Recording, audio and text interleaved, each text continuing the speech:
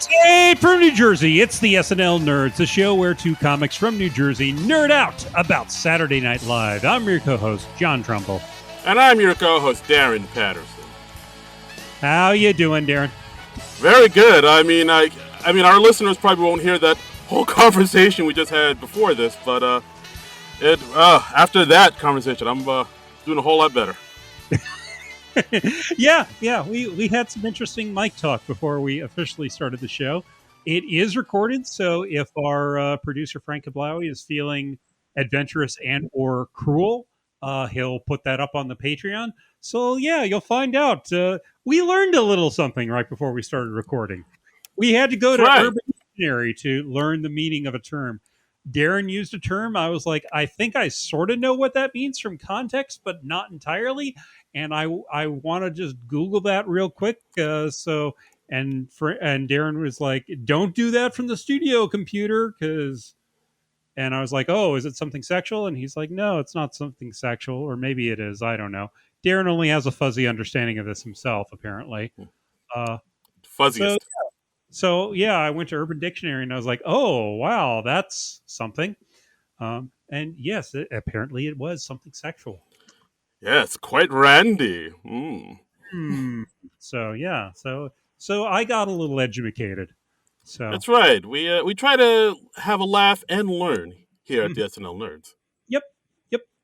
We like that little before you know logo to just animate and happen right in front of our eyes. But right, or if you're old enough, that's one to grow on. That's one to grow on. Yes. Remember that? I do. Or even if you're older enough, knowing is half the battle. G.I. Joe. Was one to grow on? That was the thing that only ran on the Saturday morning cartoons, right? Yeah, from what I remember, it was like only on NBC. Like I only remember seeing that after the Smurfs or Snorks or something like that. I'm picturing it with like a headshot of Michael J. Fox, like Family Ties era Michael J. Fox, and I think I'm picturing Michael J. Fox in particular because his picture was used in the comic book ads for the Saturday morning lineup. That sounds about right. Like, you're getting all these cartoons plus one to grow on, and they just had Michael J. Fox in there as generic NBC celebrity. Right. The dreamy teen heartthrob, Michael J. Fox. Yeah, he was probably still popping up in Tiger Beat every once in a while at that time. Yeah, I could see that. It was like him, Menudo. Kirk Cameron. Yeah, Kirk Cameron. Yeah, before he totally changed. But yeah, like he was in those circles back in the day. Right. Yeah, maybe some New Kids, or maybe that was a little bit later. Yeah, New Kids were like late 80s. Like they hit like 88, 89, something like that. Because I think I was in high school when they were a thing. Right. Yeah, that makes sense. So maybe earlier that'd be like the Ricky Schroeder type of era, I'd say. Yeah, Ricky Schroeder's more of an accurate teen heartthrob. Right. It's like, oh, he's a dreamboat. Okay, but enough about 80s dreamboats. We are not here to talk about 80s dreamboats. For that, listen to our other podcast, 80s Dreamboats, with Darren and John. Yeah. But today, this is the SNL Nerds, so we're here to talk about the latest SNL episode with Jake Gyllenhaal hosting, Camila Cabello musical guesting. It's from April 9th, 2022. It's season 47, episode 17. We're going to do it right now. Are you ready, Darren? Yeah! Come on! All right. Okay, we just got possessed by Hulk Hogan there for some reason. I don't know what's going on there. But you ready to talk about Saturday Night Live, brother? I'm just ripping my shirt off right now, like folks are used to. I'm running around the studio and playing with the rope rings and whatnot. I'm jumping off of the bed. Let me tell you something, brother. Those other SNL podcasts, they think they can recap SNL as good as the SNL Nerds. There's no way they can recap SNL as good as the SNL Nerds. We are going to bring the thunder. Are you ready, Darren? Oh, yeah, let's do it. All those other podcasts out there. SNL podcasts. Talk about SNL After Party. SNL Network. Yeah, you think you're the baddest. You think you're the best. You're nothing when it's compared to the SNL Nerds. Yeah. Yeah. Oh, that was pretty good. That was. Who knew? that was Yeah, SNL audition was right there. Wow. That's right. That's right. I mean, we perfected our Hulk Hogan impressions because we are nothing if not current and cutting edge. Yes. So, speaking of current events, in our cold open, we had Justice Ketanji Brown Jackson talking with Joe Biden, talking about how she's been confirmed as the first black female justice to the Supreme Court. Indeed, and of course, I mean, I'm sure a lot of people kind of saw this coming, but we have Ego as Brown Jackson. Of course, we get the cold open kid himself, James Austin Johnson as Biden, It was nice and to see again. I will say that.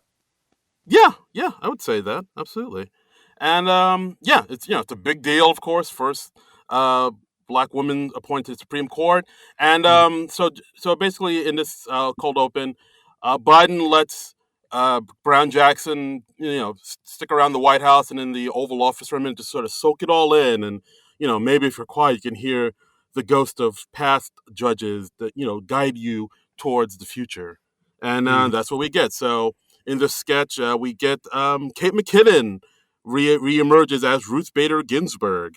Bringing back her Ginsburg. Bringing back the Gins. Mm-hmm. RBG, the notorious RGB. Wow. Oh my god! Wow, we're really gonna do the wrestling thing throughout the whole show? Because if we are, I'm all for it. That was more morning DJ, but oh, I see. Got it. I'm done now. Okay. So yeah, so should she be called Brown Jackson? Is it like a hyphenated last name? I honestly don't know. Or I thought Brown was just her middle name. I thought it was hyphenated. Now I don't know. Damn it. Okay. All right. Well, maybe we'll Google that. Yeah. Or not. Or we'll just call her Justice. Yeah. Okay.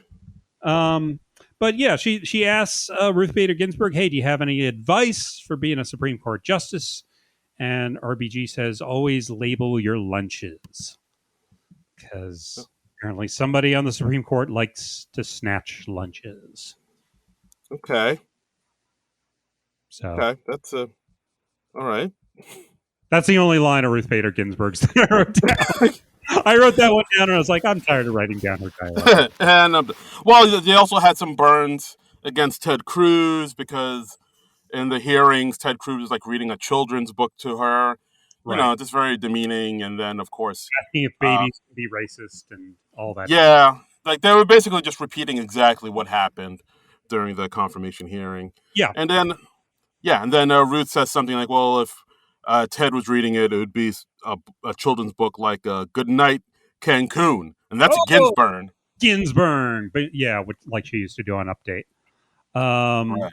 And then we had Keenan come in as Thurgood Marshall, who oddly enough sounds exactly like Keenan's Clarence Thomas that we saw last week. Yeah, that's yeah. I mean, I think Keenan is kind of leaning on the fact that no one remembers what Thurgood Marshall sounds like, so I could just recycle this Clarence Thomas voice. And no one will be the wiser. Calling it a Clarence Thomas voice is kind. It's Keenan's voice. I mean, I'm just saying. Keenan phones in a lot of his impressions these days. Yeah. And Thurgood Marshall, of course, first black justice on the Supreme Court, who's saying like, "Oh, well, it's 2022. You must be like the 10th black justice," and she's like, "Nope, the third." Which, yeah. I mean, every time they say, "Oh, yeah, she's going to be the first black female Supreme Court justice," yeah, I think, really? We've not gotten to that before now? Really? Nope. And then, and then literally the only other two are Thurgood Marshall and Clarence Thomas, which that's not good. I mean, it's good that stuff is happening, but it is not happening on the time scale that it should be. I mean, sure isn't. God. Yeah, if you look at the history of the Supreme Court, it is like I said, 3 black people, a couple women, and just a whole lot of white dudes. I mean, when we've had more black cast members on SNL than justices on the Supreme Court, that's not right. No, it's not, John. No, it's not. Yeah, progress is happening at a snail's pace. I'm just saying, if we got like a few more black women on the Supreme Court, we wouldn't be in as much of a mess as we're in now. Because Dude, you're preaching to the choir. I've been making calls, yeah, trying to get more black women in there, not to no avail. Nothing. because you know what, they don't have time for your shit. I guess not. Yeah, they do They would not. not put up with half the shit that we have happening now. Yeah, and So yes. Also in this cold open, we get Punky Johnson in here as yeah, Harriet Tubman. as Harriet Tubman, applause break for Harriet Tubman, which I was like, which on one hand was cool, on the other hand I was like, that's not the real Harriet Tubman, right? You thought the audience was like, "Oh, they got Harriet Tubman to be in this." Ooh, Well, celebrity cameo. Punky's not on the show too much. Maybe they don't recognize her. They're like, "Oh, does Harriet have a movie to promote or something?" Or Um, so yeah, so we're getting a little more esoteric. I mean, it's basically a dream sequence. So, and uh, yeah, and they're kind of filling Harriet Tubman in. She's like, "Oh yeah, I'm gonna be a justice on the Supreme Court," and she's like, "Oh, I like that. Yeah, and I'm gonna have this job for the rest of my life." And Harriet Tubman's like, "Don't like that." um, that was funny. I like that. That was kind of yeah, that cool. was all right. Yeah, Mhm. and so to round out the cast of characters that are breaking barriers, then we have Chris Redd come in as Jackie Robinson. Yep. Who's his advice is get ready for batteries to be thrown at you. Because Jackie Robinson, of course, the guy who broke the color barrier in professional baseball. What year was that? That was like sometime in the 40s, right? I believe so. I'll look it up. I don't. I don't want to say I believe so because I Yeah, do not know. I'm just asking if you happen to know. If you don't happen to know, that's fine. Okay. Oh, I can the Wikipedia blood. myself when I get home. Um, Okay. I I wasn't should trying have. to. I wasn't trying to ask you a gotcha question or put you on the spot or anything. I just thought you might know. Oh, yeah. 10-year MLB career. Won the inaugural Rookie of the Year award in 1947. 1947. Okay, yeah, I thought they said 47 in the sketch, and I wasn't certain if that was the year, but I guess they wikied it there at SNL. Yep. So Yes. First baseball player, 1947, Brooklyn Dodgers. okay, all right. So there Well, we go. kudos to you, Jackie Robinson. Yes. We tip our hat to you. Yes, we tip our baseball caps to you. Uh, uh, Mm. I thought this was a pretty good cold open. I thought it was fairly funny, pretty good, not too long. It stayed focused, which I liked. yeah, I'd agree. I thought this was okay. I like that it wasn't the regular format that we're used to seeing where they just stuff in a bunch of, they stuff in a bunch of what happened this past week in like Hmm. a Fox News or MSNBC type of format. Yeah, Yeah, it just kind of stayed with the one theme of this historic event happening. First yeah, black woman in the Supreme Court, and like kind of what you know, kind of how does that reflect on the America's past with race and women in such a high in high positions and whatnot. So yeah. overall, I thought it was okay. Yeah, Mhm. not too bad. It ended a little abruptly for me, but overall, I thought it was okay. Yeah. Another moment I just remembered was when Ruth Bader Ginsburg was like, "Oh, I got confirmed 97-3. What did you get confirmed as?" And she was like, "Oh, 53-47." And Ruth Bader Ginsburg is like, "Yikes! You got an uphill battle." And yeah, it just Yeah, yeah, this country's fucked. yep. And yeah, so this sketch was written by Allison Gates, Josh Padden, and Streeter Seidel. All right. Well, nice job, guys. I liked it. I liked it. Again, I liked it. It just stuck on the one story. It was only like 5 or 6 minutes long. It wasn't like this big 7 or 8 minute thing. It zipped along well. They didn't feel the need to like tie like, oh, let's get in the Oscar slap into this too. Let's get in uh, J Lo's engagement to Ben Affleck or other things that have nothing to do with this. No, Yeah, no, they just focused on this, and that was all you needed. I agree. Like they focused on one thing. Yeah, this thing comes in at under 6 minutes, in and out, introduce the show. Let's go. Perfect. All you need. That's all you need. That's all we're asking for, SNL. That's all Eh, you gotta do. That's it's all you all gotta do. That's all you gotta do. That's all you got to do. All you gotta do. All right. So next we have the hostess with the mostest, Mr. Jake Gyllenhaal. It comes out, does his monologue. And it points out the last time he hosted was 2007, which, wow, that seems like a long time ago. It does. I think, yeah, like the person who's now my wife. I think we've been going out for 3 years. I didn't even propose yet. Yeah, it seems like a whole lifetime ago. Wow. Woo. So, Yeah, I was still living in like Queens back then. I wasn't even in Jersey. wow. Oh, my goodness. Ooh, this is pre-Jersey era, We couldn't even use the tagline for the podcast. right? Right? Think about it. Wow. Makes you. Mhm. Jake Gyllenhaal, he talked about how last time he hosted, which I believe was his first time hosting, he said he came out in drag, or well, I think he like whipped off his clothes and he had like a dress underneath that, and he said, but he was in drag and he sang a song from Dreamgirls. It was like the "I am not telling you, I am not going," or Yeah, something. I'm telling you, I'm not going. I just know that song has a really really long title. And he talked about how like he tried to do the serious method actor thing for a while and he was not very good at it, and he eventually realized that acting is a really stupid job and now he's just embracing the joy again. So then he starts singing the Celine Dion song "It's All Coming Back to Me Now" with Chloe Ego and Cecily singing back up.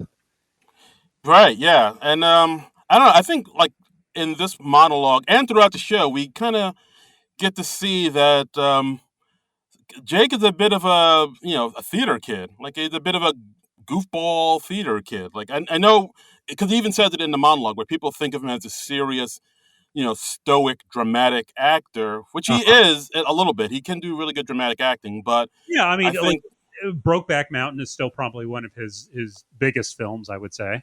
yeah, I would say so. But then you got to remember, oh, this is still the same guy that was in Boy in the Bubble Boy. Like he still Yeah, has that he still has that goofy side to him, and we that's get to see that throughout the show.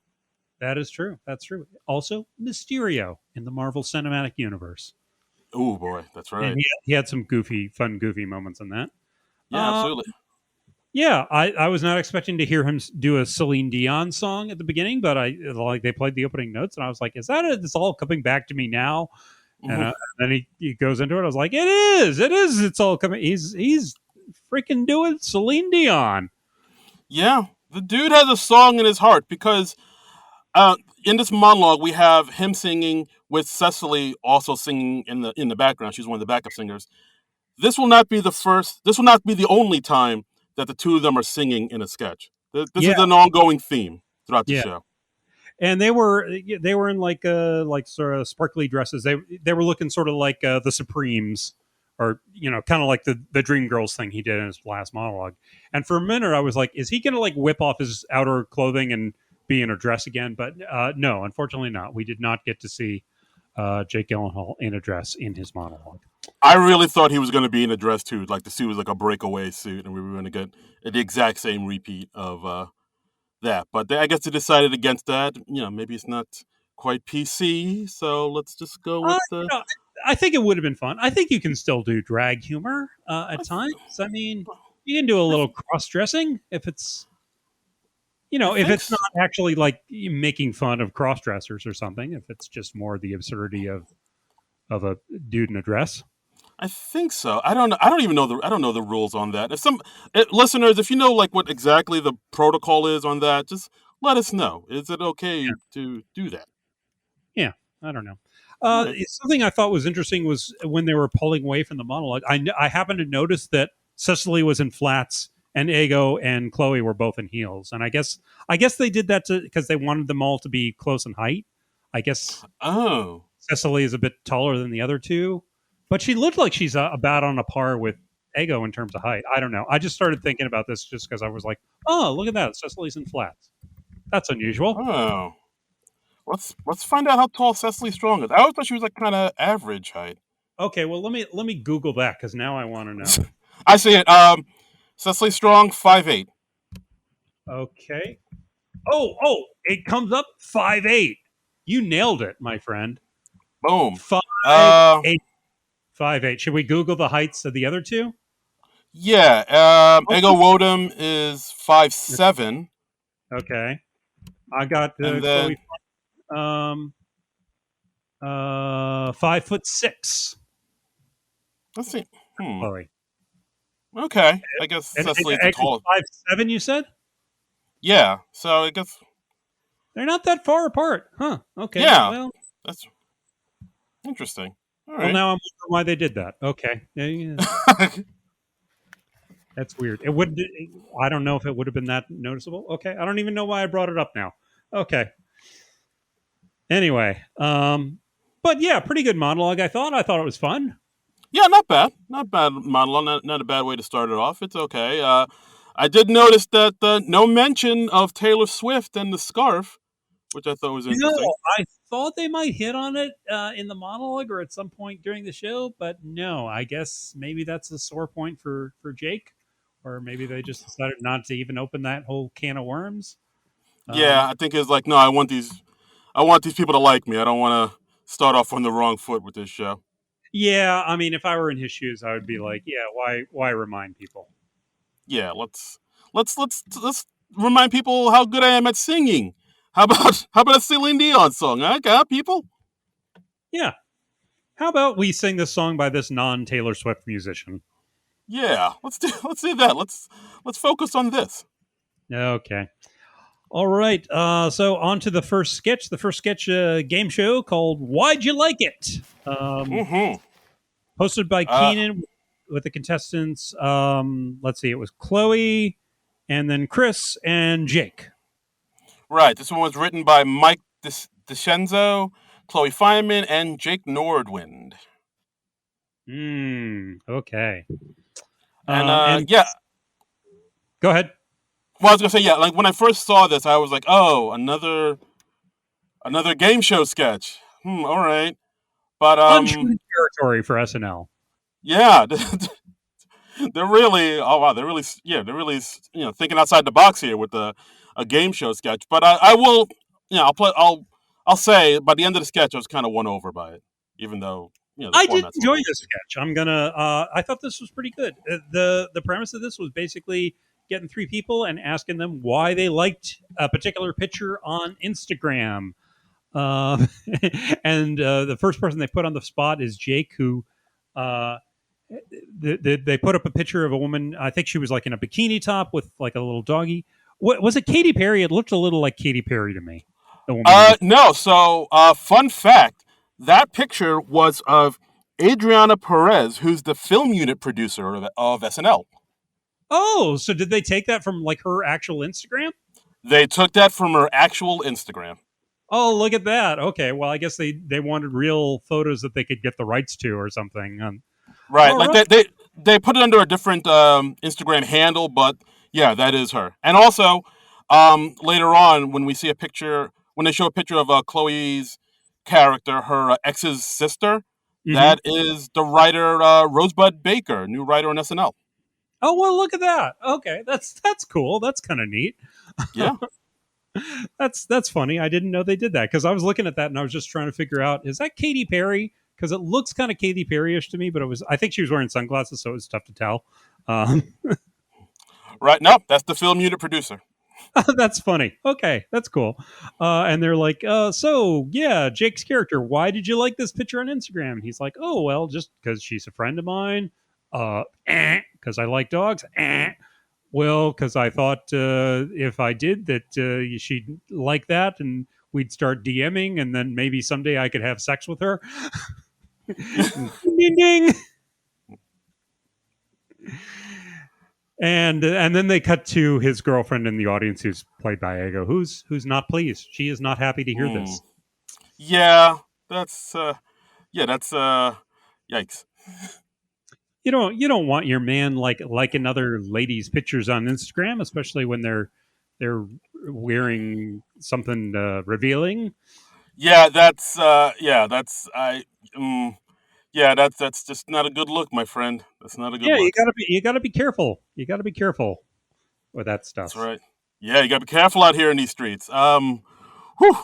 Yeah, like I said, I like this sketch quite a bit. It kind of reminded me of maybe like Meet Your Second Wife or What's That Name type Yeah, of sketch where it's set up in a game show format, but it's basically kind of revealing, maybe the ulterior motives people have or the subconscious reasons why we do things or, yeah, that and it's all unspoken. about making it awkward for the contestants, Yes, and that's fun.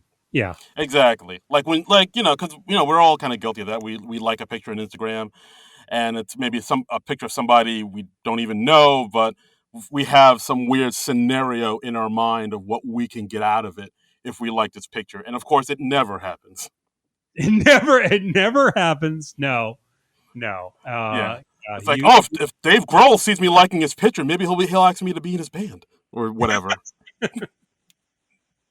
yeah, yeah, and yeah, but we keep liking those thirst traps nonetheless, and Hmm. it's not just on Instagram. I can't tell you like how many Facebook friends that I have, like just because I was initially attracted to the profile picture of somebody. Oh, hey now. I mean, And has it ever worked? No. nope, nope, not at all. And they're like, "Oh, well, why did you like Chris Red? Why did you like this picture of this painting that was posted by Megan Thee Stallion?" And he's like, "Oh, well, because I like art, because I'm cultured, because it's one of her lesser liked photos on Instagram, and I thought if I liked that would get her attention, and then we'd like it." She'd like that, and then we'd eventually start talking, and maybe I'd have a chance to have sex with her. Ding, ding, ding, ding. Hey, I mean, like, it's one of those things where I get the logic, but when you say it out loud like that, I'm like, that's illogical. There's no way that can happen. It's just, oh man, people are desperate. Mean, it's technically possible, but it's so unlikely as to be Yeah, astronomically impossible. right. Yeah, Unlikely. That's the word. yeah, It's so damn unlikely, yeah. but it's hilarious that people are clinging on to that hope that it might happen. That's right. I keep holding on. I mean, it's they really should just call Instagram Thirst Trap the website. I mean, because that would be more accurate, I think. Agreed. Yeah. Oh, agreed. And lastly, we had Chloe's character. They asked her, "Why'd you like this picture of your ex boyfriend's sister from 5 years back? This picture is from 2017." Now that's weird when people do that. Yeah, it is weird. It doesn't that doesn't happen to me too much, but like every once in a while, like on Facebook, somebody will like a comment I made like a year or more ago, and I'm just like, what are you even doing? It's like, is everything all right? You good? And it's really creepy if like they liked it in the middle of the night. If they liked something like at 2 a.m. or somewhere past that, that's just Yeah, creepazoid territory. yeah. They're going through something. Like They're something going through happened. something happened. Something happened. Like that's a cry for help. Yeah, and I liked Chloe's character's explanation where she's like, "Well, yeah, if we do this, that then his sister will bring up at Thanksgiving, hey, you know who I liked? I liked Chloe, and then he'll start thinking about me, and then he'll ask if I want to get together for a drink at Starbucks, and then it ends up with the two of us raw dogging in a Starbucks bathroom." I just like the phrase "raw dogging in a Starbucks bathroom." It's a great phrase. It's like almost like the Humpty Hump Uh, phrase, but instead of Burger King bathroom, it's a Starbucks bathroom. They it, modernized it. it's very evocative. That paints a picture. Mm, it's provocative. Gets the people going. Yeah, Oh man. evocative gets people going. Yeah, Yeah, this is a pretty good sketch. I enjoyed this one. yeah. I thought the sketch was solid. It's a great premise. I mean, yes, it is a game show sketch, which is something they've done before, but I think this is like a kind of a newer twist on it, and like I just like the way it escalates and it kind of talks to people sort of like I said, like that those things that they have in their back of their mind, or maybe in their subconscious, or their desires that they think are going to happen if they do this one thing, which are clearly illogical and unlikely. And that's something we all can relate to, I think. Yes, absolutely, absolutely. I'll be ready to move on to the next sketch in a moment. I just have to like a quick picture on Cecily Strong's Instagram. I'll be right back. Oh, John. Oh, John. What? We've What? talked. We've talked about this, John. No, it's 3:24 in the afternoon. It's totally not creepy. Okay, it's of her new book that came out last year. It's totally That's right. fine. Her book that came out a year ago. Yeah, it's great. I'm just gonna check my DMs and nothing. Oh, still nothing. Okay. All right. All right. Oh, actually, Sarah Sherman has a cute picture of her from the Chucky sketch. I am gonna like that. Okay, that's fine. So that's cute. But we'll get there, listeners. We'll get to that Chucky sketch in a minute. Yes, yes. Next we had a pre-tape, Dream Home Cousins. This was with Jake Gyllenhaal and Mikey Day as the hosts of like a home improvement type show. Yeah, I mean, this was written by Mikey Day, Streeter Seidel, and of course, this is a play on the Property Brothers, a very popular show on HGTV.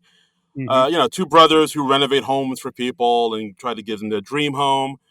And so it's like you said, we have Jake and Mikey as the two brothers talking to this couple, played by Heidi and James Austin Johnson, and they want to renovate their dream home for them, but they have to switch up a few things because James' mother B, played by Kate McKinnon, is coming to live with them, and she's an older woman with a 27-year-old cat. So they have to readjust a few things that that maybe Heidi isn't too wild about. Right. And I do like how they note at the beginning of the sketch that the husband, Pat, is deeply uncomfortable as on camera. And James Austin Johnson just did, he made a meal of that. That was great. Yeah, yeah. And in this sketch, James plays Pat, who is a very milk toast, very meek, doesn't like to talk back or anything type of man, and he, like you said, he does kind of make a meal out of it. Like everything he does is just kind of like, oh yeah, no, it's okay. Yeah.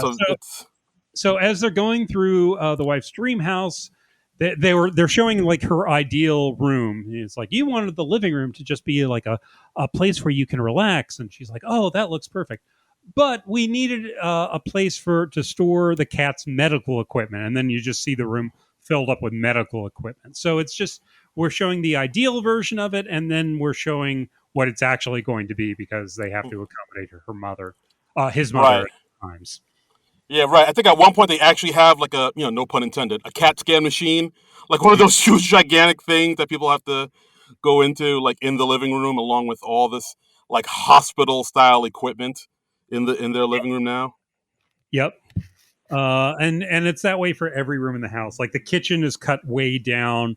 They take away the 6 burner gas stove and they replace it with like the electrical stove and a toaster oven that were both a B's existing oven from 1978, and it's like an olive green toaster oven. And Kate would just mutter something after every thing, and her all her dialogue is subtitled, which was funny. That was cute. Right. I did like a few of the one liners she had, like when they were talking about them having to renovate the bedroom, like what they originally wanted with this nice spacious bedroom for Heidi and the husband Pat. But now since the mother's moving in, instead of having a king size bed, they're having 3 separate beds with Mhm. with the mother's bed in the middle, and the ceiling, they can't have high ceilings because, as Kate puts it, the devil's in the rafters. Yeah, and they're like, so it's a 6 foot ceiling, and then her husband is 6'1". So Yeah, and he's like, "No, I'll crouch. It's fine." yeah, it's not ideal. And her yoga room is going to be taken over by all these tchotchkes. She has like these ceramic ducks. I forget what they called them, but Wisecrackers. wise quackers. Oh, because of course they're called wise quackers. Of Um, course they are. this was cute. This was funny. I like this. Yeah, this had like I mean I'm it's one of those things where like once you get the joke, they kind of repeat it over and over again Yep. about like, oh, you wanted this but you can't because of your mother-in-law. You wanted this but you can't because of your mother-in-law. But I the lines that they had in there made it enough for me to enjoy it and be okay with it. Like the lines of how they wanted a bathroom with tons of open windows so they can enjoy the view, but the mother-in-law doesn't like that, so now they have a bathroom with no windows, and because she doesn't like windows because them peepers and tuggers want to see me make my dirt. I And just like Yeah, just the phrasing of that. Yeah, it was cleverly written, and I thought the performances really enhanced it too. Yeah, and like you can tell that the mother-in-law doesn't get along with Heidi. Like she mutters stuff under her voice, Yeah, like I know Skinny Minnie over here opened her legs and stole my son. She took your sweetness before your wedding night, and and she then corrects her as, "I gave her my sweetness." I gave her my sweet. Just calling it sweetness is hilarious. If you can't laugh at that, people, come on. Yeah, yeah, yeah. So that was a good solid sketch, I thought. Yeah, I dug it. So yeah, the show's going well so far. Chugging right along. Chugging right along. Next we have Cabaret Night with Cabaret. the Singers Four. It's a singing group that hasn't sang together in 5 years, and they're played by Jake, Kate, Cecily, and Bowen. So Jake Gyllenhaal and the cast members who really like to sing. Right, exactly. This sketch was written by Alison Gates and Celeste Yim. I just right at the top we have Mikey coming out ready to introduce them. He comes out to a dark stage, no spotlight, and The it takes him. spot forever to come on. That was really weird. Yeah, That was weird. That was a bit sloppy. somebody was a little asleep on the switch there. I don't know what was Oh, happening. oh boy, come on, man! It's time to light the lights. Yeah, it's time Time to to play. play the music. There it is. Right. I Ba, knew ba, you'd get it. ba, da, ba, da, da, da, da, da. Anyway, um, so they sing a song for those who are not special. The only line I wrote down from this was, I think it was Jake's character saying, "When I pump inside a lady, stuff comes out." So Yeah. that's good to know. uh Romance, yeah. Yeah, I mean this is basically a song about, small victories. I can parallel park under any conditions, which is kind of impressive. I'm still working on that. Yeah. Um Whenever I cook chicken, it's never dry. Whenever I finish an entire chapstick without losing it. And I think that makes me a good dad.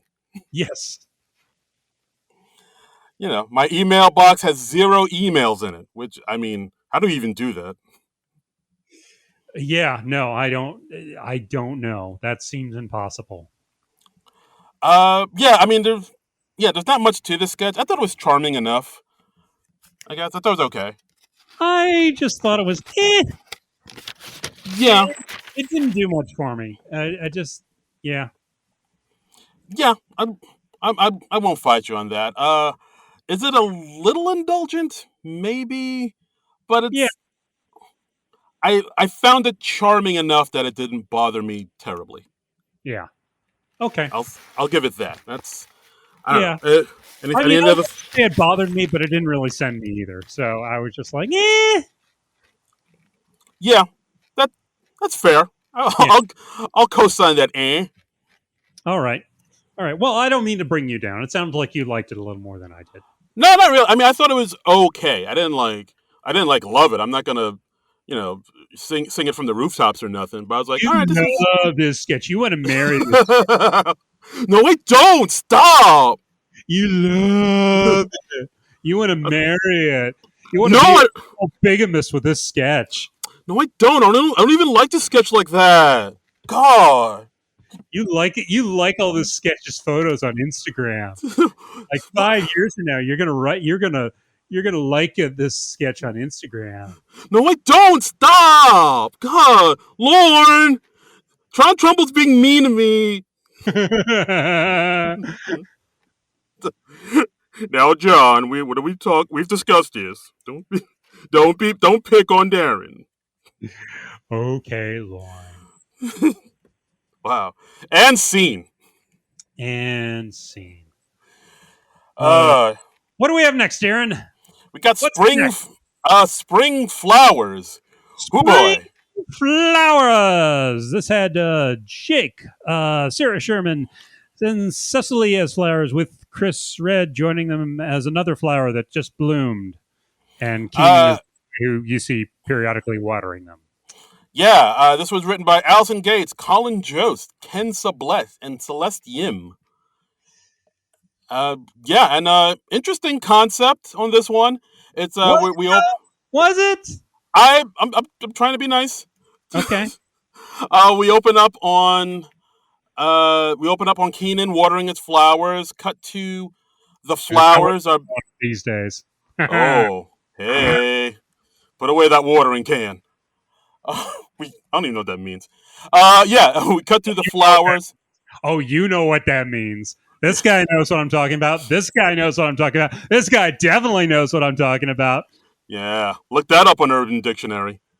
So hey, so we cut to the flowers played by Sarah, Jake, Cecily, and Chris, and yeah, we learn they talk about how great it is to be a spring flower, and then we cut to Bowen, who is a bumblebee, Mm-hmm. who then begins humping the heads of the flower, which is Starts something that pumping the bees do. flowers very vigorously. He says, "I'm getting pollen on my legs or whatever."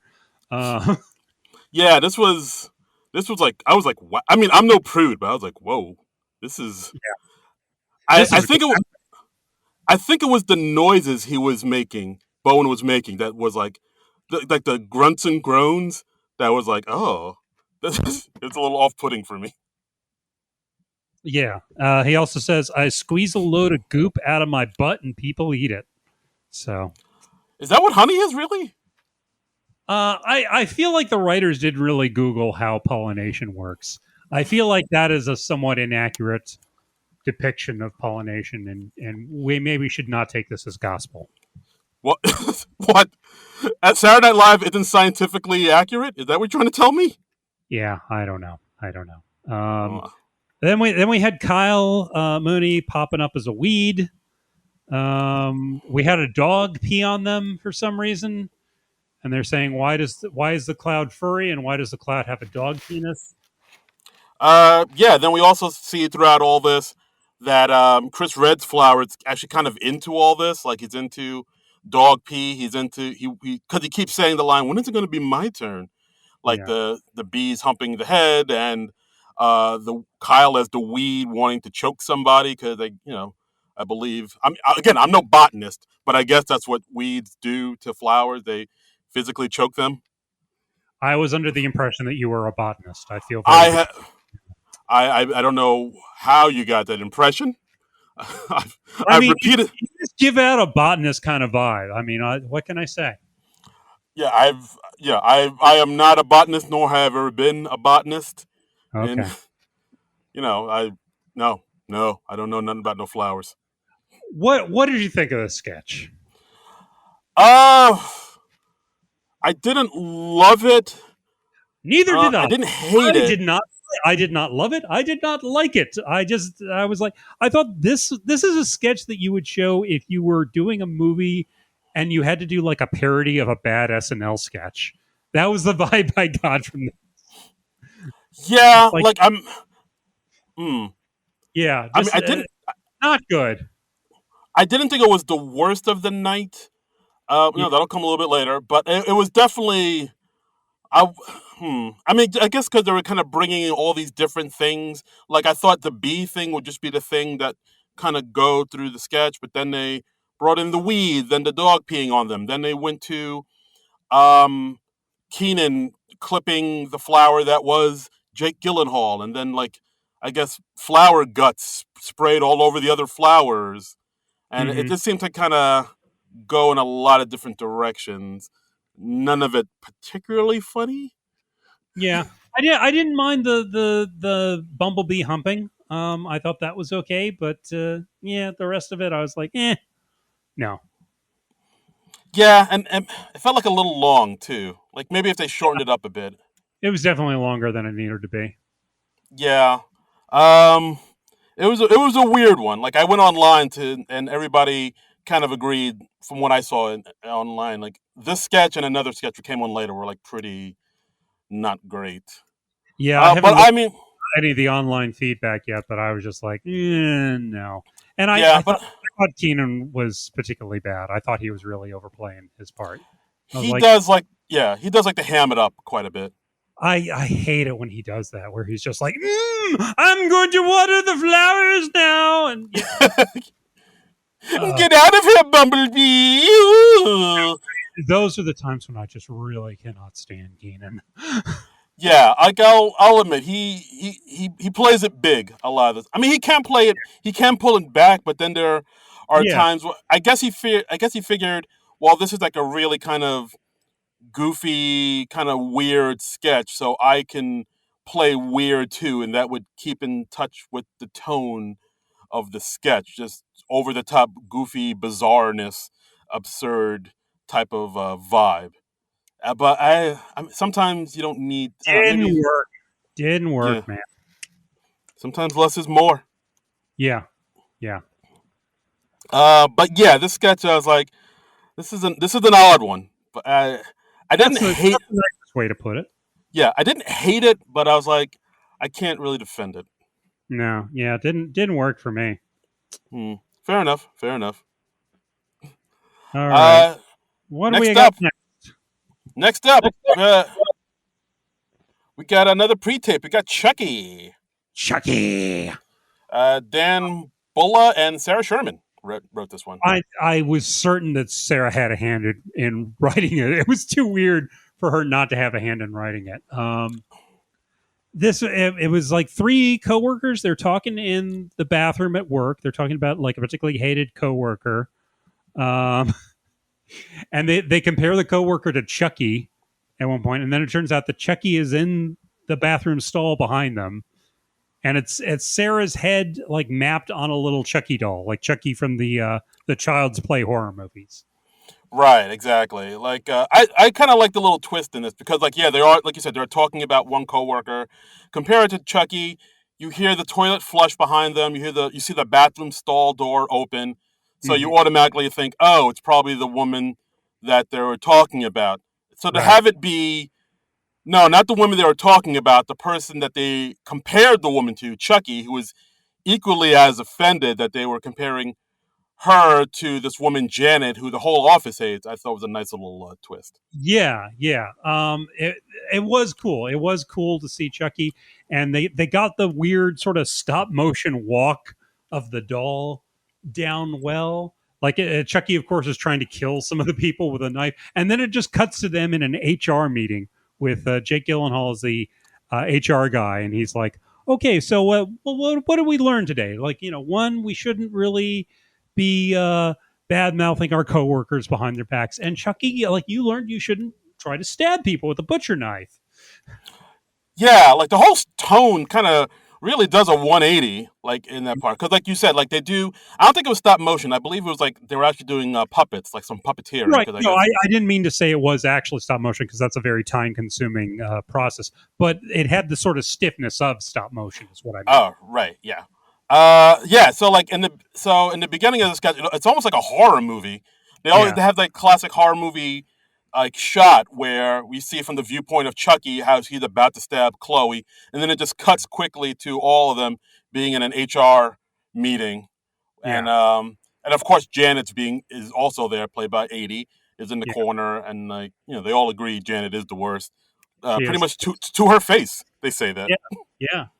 Everyone hates Janet, and even the HR guy hates Janet, which I liked. And they all are like slamming her for like eating tuna every day, and That Janet. is gross. If you work in an office, people don't you can't eat fish. That's just not cool, man. And especially don't heat it up in the microwave because Oh that's dear God, no. That's yeah, because that smell lingers. yeah. I believe somebody can actually like punch you in the face for that, and like the whole office will be okay with that. Yep. Yep. Yeah. Um, Don't bother to Google that, people. It's I, I said it, so it's gospel. but I liked how the HR guy was like, well, everybody here has their own stories. Like, you, Chloe's character, you were in the military. Chucky, you were under a voodoo curse, and you inhabited a child's doll, and you're the soul of a serial killer. So, I mean, that's something that nobody else in the office can say. Yeah, very much so. And basically, the sketch ends with Chucky pulling out two sticks of dynamite out of nowhere, Uh huh. and everybody's like, "Oh my god, Janet, are you eating tuna fish?" And then it cuts to. I like that little twist.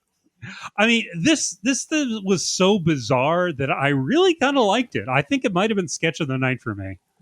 I might. There's one I liked a little bit more, but yeah, like I thought this was a pretty interesting sketch. I mean, again, like this Sarah Sherman Hmm. anchoring it, and she Yeah, really is like coming into her own. Like she's really like her brand of like when we first heard that she was going to be on the show, when we first found out about her, we realized her brand of humor might be too out there and too dark for yeah, SNL audiences, but it seems like she's like slowly integrating herself into the SNL fabric, and people are starting to warm up to her. And yeah. I yeah, would have thought that her humor was a little too outre to mesh well with SNL, but yeah, she really is meshing well with the show, and she gives a nice, bizarre touch and some sketches that take some really interesting left turns. So I thought this was cool. yeah, I was cool with this. Not too shabby. Go on, Sarah Sherman, who's actually I believe she's like going out on tour this summer. I think she's even going to be in London at one point. So Oh, yeah, yeah, I did read that. I did read that she is going to be touring. yeah, So yeah. that was cool. So next we had our musical guest for the week, Camila Cabello. Her first number was "Bam Bam." That's right. Song all about Barney Rubble's kid. Oh yes, absolutely, absolutely. Everyone's favorite from the Flintstones. I thought this was all right. She has some backup dancers, and there were some nice dance moves. You don't often see people on SNL with backup dancers, so I thought that was kind of a neat change of pace. Yeah, I thought it was a nice little. I thought it was very upbeat. Not a bad little pop song. I really dug it. I did notice though. I don't know if you noticed it too, but when Jake Gyllenhaal was introducing her, he was Hmm. wearing a T-shirt that said Ramona and Gloria.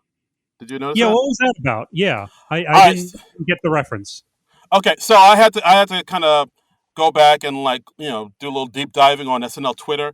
So Okay. apparently back in when he last hosted in 2007, when he introduced the musical guest, the Shins, he had a black T-shirt that said just Ramona on it, and Ramona is his niece, aka Maggie Gyllenhaal's daughter. So Oh, now, so now he's hosting the show that says Ramona and Gloria. Those are both his nieces. That's Maggie Gyllenhaal's second daughter. oh, that's sweet. That's nice. What a cool uncle he is. Yeah, right. Not too I'm a shout shabby. out. Okay, well, let's see. The first kid has to be at least 15 now.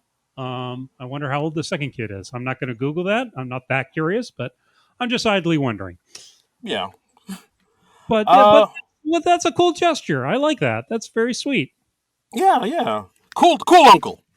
Cool, Uncle Jake. Yeah, he gets it. Yeah. Yeah. So yeah, the first performance was Bam Bam, which was pretty good. Then the second one, Psycho Freak, which where Camila Cabello was joined by Willow Smith Oh, was that on Willow guitar. Smith? That Oh, was Willow Smith. Willow. I That's mean, she was just billed as Willow when I watched it on YouTube just a little while ago, so I didn't realize it was Willow Smith. yep, that's Will's daughter. Will's kid. Oh, okay. Well, all right. And Well, nice to see that the Smith family is still getting invited places. oh boy. Um, Ooh. didn't like the second number nearly as much. I thought it was really. I thought it was okay. I thought like the chorus kind of reminded me. You know that song "Tom's Diner" by Suzanne Vega? Sure. Yeah. I thought the chorus kind of reminded me of that, so it gave me early '90s vibes. So maybe that's why I liked it a little bit more than you did. By the way, you know that the Tom's Diner in the Suzanne Vegas song, that's what they used as the exterior for the diner on Seinfeld. What? Yep. Come on now. It's like in real life, it's Tom's Restaurant, and yeah, she called it Tom's Diner in the song. Don't know why. Maybe just diner's catchier. Tough to rhyme with restaurant, but yeah. I was not aware of that. By the way, does it ever bug you if you watch a Seinfeld rerun? Look at the establishing shot of the Tom's Restaurant. It does not conform to the interior set at all. Like at Yeah, all. yeah. My wife actually worked on the. She used to work near there, only on the Upper West Side, near the Yeah. diner, and she said that all the time. Yeah, people take pictures of the exterior of the diner all the time, and you can look in the diner. It's just like a small ass diner. It's nothing like the TV show at all. It's like I know. TV. Jerry Seinfeld. He actually shot a comedians in cars getting coffee segment with I think it was Jason Alexander, and they shot it on the interior of the real Tom's Restaurant. Nice. Yeah, Yeah, but yeah. Apparently, TV's lying to us, people. it's been lying to us at least since the '90s. Also, Friends. Yeah, the building that's the exterior of the apartment building. No, doesn't conform to the sets at all. Absolutely, and also, no one can afford an apartment in New York City that big. I'm sorry. No, If yeah. I thought the guy's apartment, like Joey and Chandler, I thought their apartment was more realistic than the sprawling, 9 bedroom loft or whatever that Monica and Rachel were living in. But Well, that's like most people on TVs, they have apartments that are way bigger than they would be able to afford in real life, and and a large part of that is just you have to make the sets large enough to accommodate the cameras and stuff. But right. Yeah, that's true. But I think they explained. I think in the first episode of Friends, this is becoming a Friends podcast now. they say it's uncontrolled. It's like Monica inherited it from her grandmother, I think it was. Yeah, and I was like, all right, I guess that makes sense. But still, Yeah. that apartment was So she's my lord. illegally subletting from her grandmother. Yeah. I was like, all right, I'll play your game here, Friends. I'll You go know, along with it. hey, they at least tried to address it, so I'll give that to them. So, Yeah, I guess. but anyway, I wasn't too nuts about Camila Cabello's second number. I was just like, yeah, All right. Either way, I thought both performances were better than last week. The Gunna performances just were, I don't know. His performances from last week I thought were just yeah. just really like, kind of slow and uninspired and unenthusiastic. And this I thought was a total 180 where like, Camilla just looked like she really wanted to be there, jumping around, dancing, just giving it her all. Just, there's a big boost of energy in her performances that I appreciated. My big takeaway was that she seemed really horny. Oh, oh, behave. I was like, Camila Cabello got to get laid, y'all. Oh, do I make you horny, baby? I don't know what's going on in her life, but yeah, somebody throw her one. That's right. Somebody go like her pictures on Instagram. That's right. That's right. Because that's how it happens. That's how all sexual intercourse happens. Yep. Um. That's the way. That's how we're doing it now. Yep. Um. So next we had a weekend update with Colin Jost and Michael Che. Michael Che. Hey. Yeah. So not too shabby. I'm talking about Kentucky Brown Jackson, of course. Again, we got a couple jokes about Will Smith, his 10-year ban from the Academy Awards, and of course, Colin Jost had this great take saying, "Well, is that really a punishment? I Yeah. mean, because he can still get nominated for films, he can Yeah. still attend after parties, He can he still just win an Oscar. yeah, he can still do that. Yeah. He just can't go to like the 4 hour kind of boring, award show presentation. Yeah. Like I, that I, doesn't seem I liked how he said the real punishment would be to make him host the Oscars. right. And that Exactly. was punishment. And then he said, like, because I can say from personal experience that hosting an award show is horrible. And then they cut to him and Michael Che. I think it was the Emmys that they hosted. It was the Emmys, yes. Okay, yeah, they hosted the Emmys together a few years back, and apparently that wasn't a great experience for them. Yeah, I think Che has posted on He does this thing where he posts his thoughts on Instagram, but then immediately deletes it Yeah, because I think he knows that like if you put something up on Instagram, people will take it and misconstrue it and try to get you in trouble or make BuzzFeed headlines. So he does this thing where he just puts Or something say out you're there. leaving the show. Exactly, like oh, you like so and so's picture on Instagram, and it becomes a whole thing. Yeah. But yeah, he put this thing about how hosting a award show, there's no reward in it really. Like, you don't the pay isn't really there. It's like a lot of work for a little recognition. If there's a Yeah. dip in the ratings, they blame you for it, and it's like they say like hosting a award show is totally like a thankless job. Yeah, there doesn't seem to be a whole lot of upside to it. Every once in a while somebody does a spectacular job and they get a nice boost for it, like, Neil Patrick Harris or somebody like that. Um, he's the only example I can think of. I think he's the only Yep. person who's done a good job hosting an award show ever. Neil Patrick, yeah, that's just him. Billy Crystal, who? Yeah, I got sick of Billy Crystal by the end. He came Yeah, back a couple years too many, in my opinion. yeah, he came back to the well a lot, but Yeah. the man likes to entertain. What can you say? But yeah, they also talked about how Trump apparently said that he wanted to storm the Capitol with the rioters on January 6th. Um, but the Secret Service wouldn't let him do that. And we live in the bizarro world. We really do. We really do. And Jay said, also preventing him from uh, storming the Capitol, steps. Because he's fat and out of shape, you see. Yeah, that was a good joke. I enjoyed that. Yeah, I like it. I also like the joke Che had about Miami wanting to be the capital of cryptocurrency because Right. just like Miami, crypto won't be around for in another 20 years. Yep.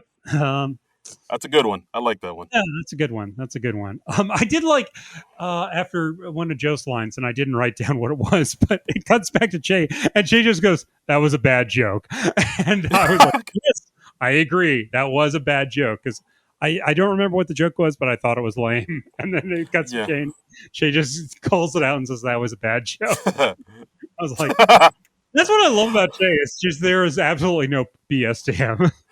Like a true comedian, he'll let you know when your joke bombs. Yeah, exactly. Exactly. And also, Che had another joke that Lucky Charms joke. It was like so corny, it was kind of funny. Yes. Yeah. Where basically them saying like he reported on a news article about how 139 people got sick from eating Lucky Charms, and he's like, Right. well, that is strange. I mean, a few people getting sick from Lucky Charms, that's understandable, but 139, that's tragically suspicious. And that was so dumb I laughed at it. Yeah, exactly. It's a bad joke, but God help me, I laughed. Yeah, it's like, yeah, and we only had one death segment today on We did. this episode. It's the return of the trend forecasters, 80 and Bowen. Did we need the return? Were people clamoring for the return of the trend forecasters? I didn't like them that much the first time around. I don't. I the first time around, it kind of took me a while to like sort of wrap my mind around the concept of what they're doing. But like Yeah. now that I understand the concept a little bit more, and I was like, I enjoy it a little bit more. Like I think there's something there, but like I understand it if you don't totally lock into it. I don't I think don't. there's much of anything there. I feel like this is a thing that is more amusing to them than anything else, than anyone else. And I feel like this should have been kept as just a thing that the two of them did together with each other around the office. Maybe fair enough, but maybe it's a thing about maybe it's the way Bowen and 80 play it. Like they play it like so big, where they're talking Uh-huh. about things that will be in, like like cheating or full bush in the locker room, and like things that'll be out, like Uh-huh. waiting outside of the waiting room, and them saying suck junk waiting outside of the waiting room. There's like a few little things, a few little lines here and there. It's like, all right, that's something, but I understand. Maybe it's the concept, or maybe it's just that it's like and like you're saying, it's kind of like a whole lot of nothing. Like Yeah. it's just, I don't mind this part. I don't mind this segment, but it's like, yeah, I can understand how people would be like, what is this? Yeah, I'm in the what is this camp. I just it hasn't worked for me twice now. I hope they don't do it again, but I kind Okay. of fear that they will. I will admit that like they do seem to be enjoying it more than probably most people do watching it. Like at one point, 80 is like telling. I think at one point Che is like saying, "What are you talking? What are you guys talking about?" And 80's shushing him and Mm. saying, "Shush, shush, shush." Then she goes on a little bit too long with the shushing, and then she Yeah, finally says, "You are beautiful, but you are stupid." That's yeah, it's like, all right, that's something there. There's yeah. something there. There's something there, but I understand if not everybody clicks with it. Didn't click for me. No. All right. So overall weekend update. What are your thoughts? Uh, okay. A couple chuckles didn't blow me away. I wasn't impressed with the death segment, so yeah, it doesn't really rise above okay for me. Okay, fair enough. Fair enough. Okay. Uh, Next up, we got Tombstone. Tombstone Tombstone, sketch. all about microwave pizzas. That's right. What are your favorites? Do you like your Elios? Do you like a DiGiorno? I'm a Red Uh, Baron man. ooh, controversial take. Red Baron man. They're nice. They're filling. They come two to a package. That's like $5 for a package. So that's like $2.50 for a meal. I mean, Red Baron pizzas. Proud Wow. sponsor of the SNL Nerds Are podcast. they? Are they really? Have they given us any money They for are. that? I just gave them free advertising, but that's how Oh, much I like their pizza. that's Um, all right. I mean, I think that's bad business for you to do that. But that's well. Look, This is how Red we Baron, learn, if you want to send me some of the free microwave pizzas, I would say no to that. dude. We should I'm really tag them on. We should really tag them on Twitter after this and see if that works. If that does, I'll It be is worth a shocked. shot. I mean, it's probably like the chances of you getting laid off of Instagram, but I'm still going to give it a shot. I'm still going to like that photo. I'm still going to tag Aaron. I like the supreme pizza the most, but I'll settle for the pepperoni in a pinch. All right, so Red Baron, if you're listening, I mean, hook us. We'll even take a coupon Mm. if you got that. Yep, yep. If you yeah, so like please, like hey, if you give us free pizzas, I'll talk about how much I love your pizza all the live long day. I'll wear a T-shirt.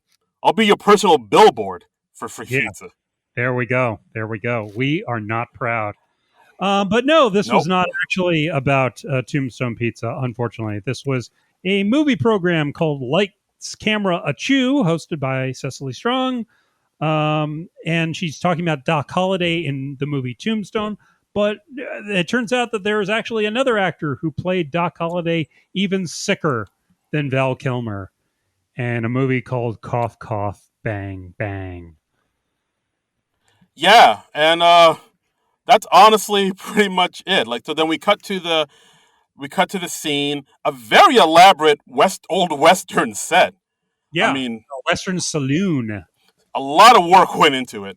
And yeah, Mm-hmm. so that's basically it. We have Jake Gyllenhaal as the Doc Holliday role, and he's just sick with tuberculosis, but he's trying to play it off like he's not. We have Mikey as the Wyatt Earp character, and Mm-hmm. like yeah, and he's just challenging these two guys to pistols at dawn, of course, while coughing up blood and snot on them.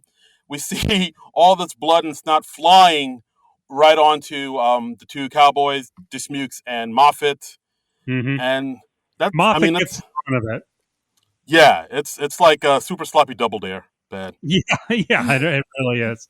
And it's just yeah. But, who wrote this one? Did we say yet? Dude, you're not gonna believe this was written by Rosebud Baker, Michael Che, Colin Jost, and the Please Don't Destroy guys. I would not have guessed that at all. I would have guessed that Streeter and Mikey had a hand in it. But wow, okay, It's a lot of people writing this one sketch.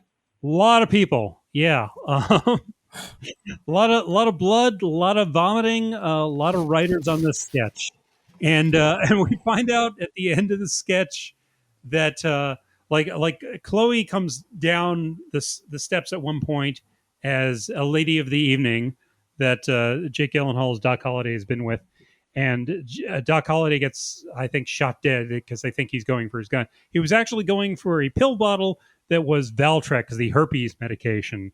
And Chloe goes, "Oh my God, he had herpes too." It's like, I always left you something to remember me by, because That's right. herpes is for life. That's right. Can't get rid of the herp. Nope. Uh, that's kind of weird, right? They still don't have a cure for herpes. Feels Yeah, like we what's up with that? Yeah. have herpes by now. Yeah, you think we'd. I mean, come on, science. Let's get on that. Like cancer, I get it. Yeah, it's tough. There's a lot of different forms of it, but herpes, I feel like we should have conquered that by now. Yeah. I mean, I don't know what the holdup is, guys. What's the herpes holdup? I don't know. I don't know. Let's get to the bottom of that, people. Um, Indeed. what do we think of this? I kind of enjoyed this. Oh, really? Oh, I was surprised. You Okay. didn't like this one. I. I mean, The it was kind. one that you hated more? Yeah, I wasn't too wild about it. Kind of hits on the same beat over and over again about how, oh, he's sick and he's trying to play it off, and he's sick and he's trying to play it off, and and he farts, and he Yeah. has some gastrointestinal issues. I mean, I guess this kind of leaned more on like the gross out humor factor Uh-huh. than I thought. I think it was the I, excessive amount of blood that he puked up that got me. I think that was. I think yeah, the turn for me. I was like, okay, yeah. I'll go with it. Yeah, and I don't know if you saw it because you saw it on the YouTube version, but I saw the live version, and they probably cut it out of the YouTube version. But there was one part in the sketch where the camera hit a certain angle, and they show like Keenan behind the bar, and you can kind of see like the bottom half of Keenan behind the bar, and you totally see like one of the stagehands crouched down. That was the stagehand that was like flinging fluids onto Moffat and Dismukes. No, I missed that. Yeah, Uh, I didn't watch the show live this week, so I'm sorry that I missed that. I always enjoy seeing a stray stagehand. yeah, Um, that was a bit of a snafu, but I mean, maybe that's it. Maybe I thought this kind of leaned too heavy into the gross out humor. hmm. But there was like a few lines I liked here and there, like the line where Keenan talks about how he's angry at Doc Holliday for having sex with his white daughter. Yeah, That that came was a out of nowhere. bit at the end. I'm now wondering if I watched like the dress version or if it was an edited version of the aired version. I have no It idea. might have. Let me know. Was it the same except for that edit? I don't know. Maybe I definitely saw somebody like like some dude dressed in a black T-shirt crouching behind the bar, and like he looked like the dude I was doing the flinging. He had the look of a flinger about him. He had a he He had the was one of those flingers. yeah. Oh, no, that's our word. You can't say that. But Flingers with an all, FL. all Okay, right. be absolutely clear about this. I am not dropping N bombs on the podcast. Watch your step, Trumbull. Watch it. Flinger, Okay. flinger, rhymes I with flinger.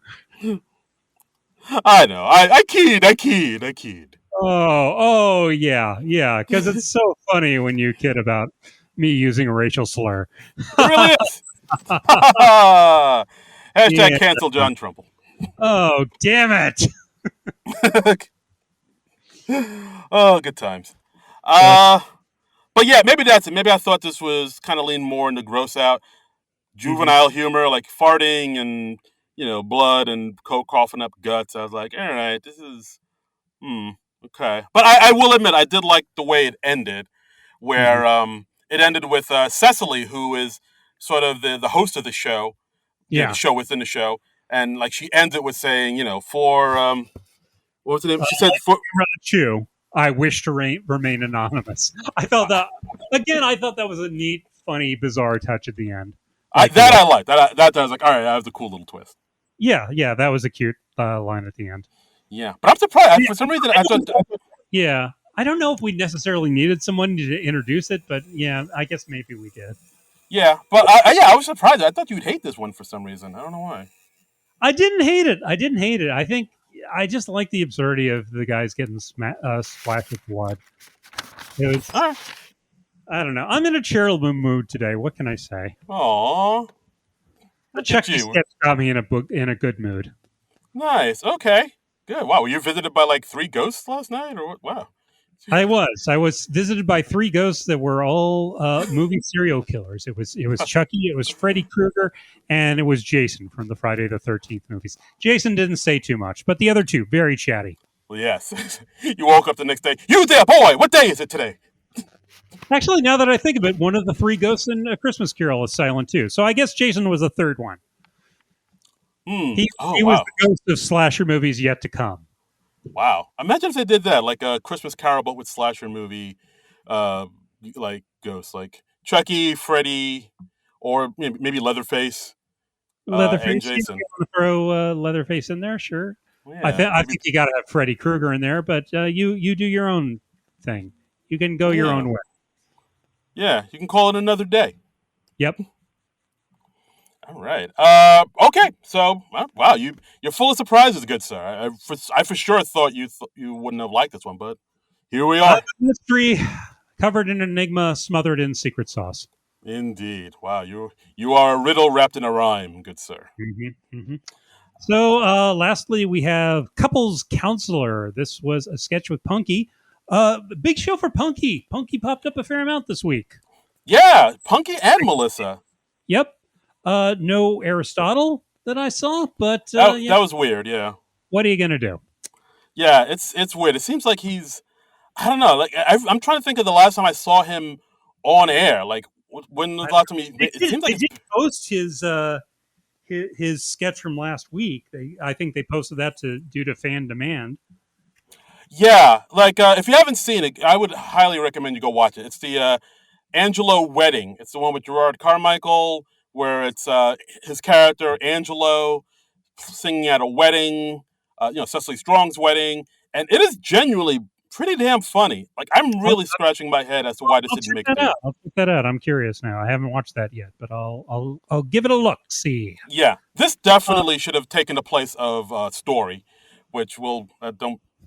I'll leave it at that. okay. But this sketch, couples counselor with Punky Johnson as a therapist, and Jake and Melissa Villasenor as a couple in marriage counseling. And Punky as Dr. Wyatt, she keeps getting calls from outside, and she keeps taking the calls, which is that's kind of weird when you're in a therapy session because you're on their time. But she picks up the phone and she immediately goes into a different voice, and she's like, "Bitch, I told you to call me when I'm not working." Yeah, and she's like, Uh, "Oh, so now you're going to shoot me? yeah, All right, well, come through, bitch. It's on site." yeah, And like it escalates quite quickly. yes. And then she gets another call that she answers as, "Hey ho, where you at?" Um, and yeah, and then she's like daring this person to like come to the office and shoot her. Yeah, and then she's having the couple read text messages that she's getting, and she's having Jake read it, and the texts all start out girl, and he starts reading girl, and she's like, no, no, no, don't do the voice, don't do the voice. But he's not doing the voice, which is a little weird. He's just saying girl. He wasn't like putting on a Like black voice thing. like Yeah, hey y'all. Like yeah, I know yeah. what you He mean. wasn't going like girl. You know, he was just saying like girl. So that was a little weird that she's calling him out on it. Yeah, But I don't know. Maybe Jake felt weird about doing it, and it's like I'm not trying to get Black Twitter angry at me. yeah, I don't know. I don't know what was going on there. But then finally, like Ego comes in with a squirt gun, and she squirts him, and Punky's like, "No, this is my work wig." Yeah, because Um, you can't get it wet. yeah, it was a weird ending. But they all sort of make friends at the end, and she's like, "You see how this resolved your conflict?" Yeah, it's basically kind of what you said. It's where Punky is a therapist, and she's on the phone with her significant other, and yeah, they get into a bit of a heated argument, as they say, Yeah, and it's like you said, like she has Jake read the texts that she's been getting, and the texts go as follows: as you think you're the only one selling fish out here in these streets, but I don't. But I don't need your stinky tuna when I get when I got a beach of fresh pink salmon every time it rains. I'm bringing a gun to your office. Yeah. So, Yeah. Of course, it's. I don't think they're talking about actual fish, so just yeah, just you can figure it out. I'll go to Urban Dictionary and I'll figure it out. Yeah. Yeah. What'd you think of the sketch? I kind of like this sketch. I thought it was interesting. I thought the escalation was interesting. I mean, I like the fact that Punky gets a chance to anchor a sketch, and Yeah, Punky and Melissa are in the sketch, which rarely happens. two underused cast members, definitely. Yeah, that was cool. Yeah, this sketch was written by Rosebud Baker, Alex English, and Ben Silva. And yeah, I know a lot. I looked online. I saw a lot of people weren't wild about this sketch, but I don't know. I enjoyed it. I enjoyed like a lot of the wordplay about how uh, you know uh, Jake Gyllenhaal's character was like reading the text, and at first they say don't read it in that voice, don't read it in that voice, but then at the end they're like read it in the voice. Yeah, yeah. There was a lot going on in this sketch, but I don't know. I thought it was pretty. I thought it was pretty solid. I was more so on it. I think I like the idea of the sketch more than the execution of it. I was like, I see what they're going for here, but it didn't quite work for me, and I can't quite put my finger on to why. Um, Hmm. I wanted to like the sketch, but yeah, I didn't. I couldn't quite get there. You know. Yeah, no, you're not the first one to say that. I've seen a few people be like, "Yeah, this was all right, but I don't like." People couldn't put their finger on why it didn't hit like they wanted it to, and like I don't know. Yeah, I'm kind of stumped as to why that is as well. Like I don't know. I thought the sketch was pretty good. Was pretty good. I and dug it. don't get me wrong, I didn't dislike this sketch. I didn't. I thought it worked okay, but it never quite rose above okay.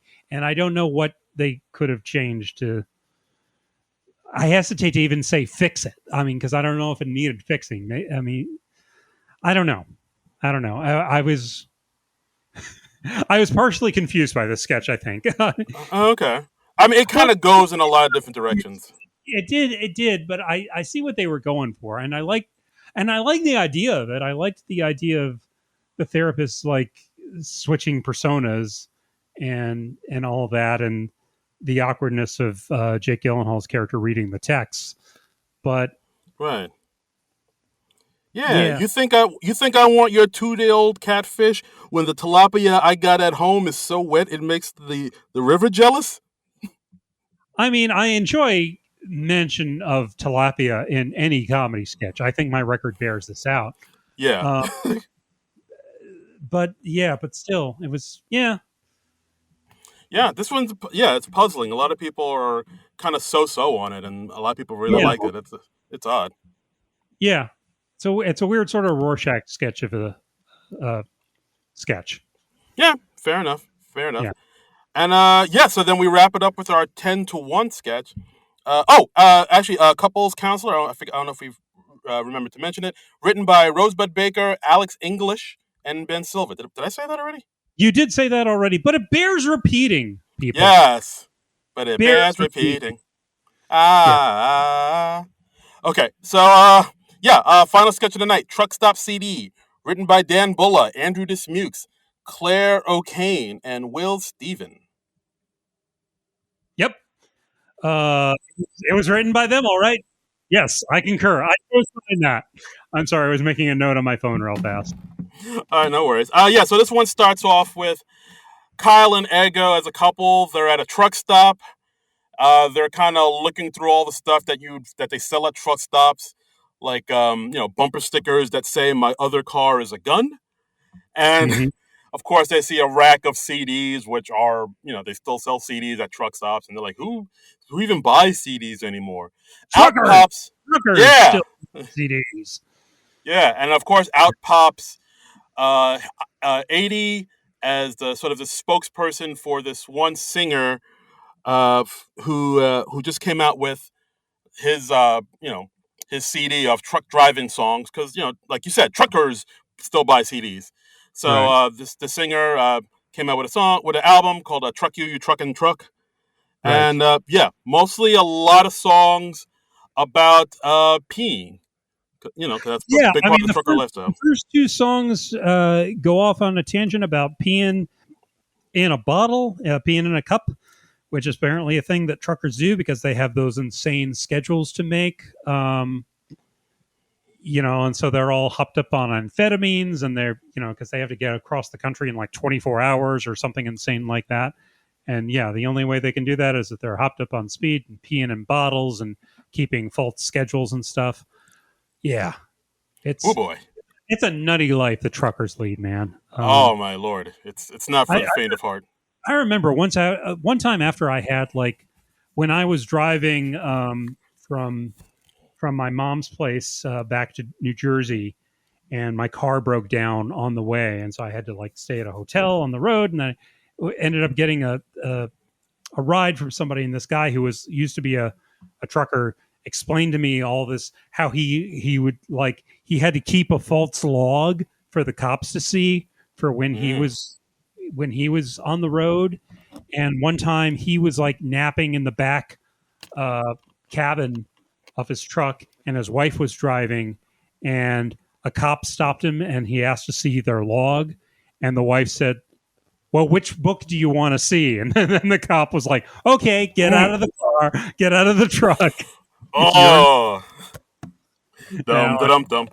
yeah, that was fascinating. It was a little insight into the so yeah, that guy wasn't a trucker anymore.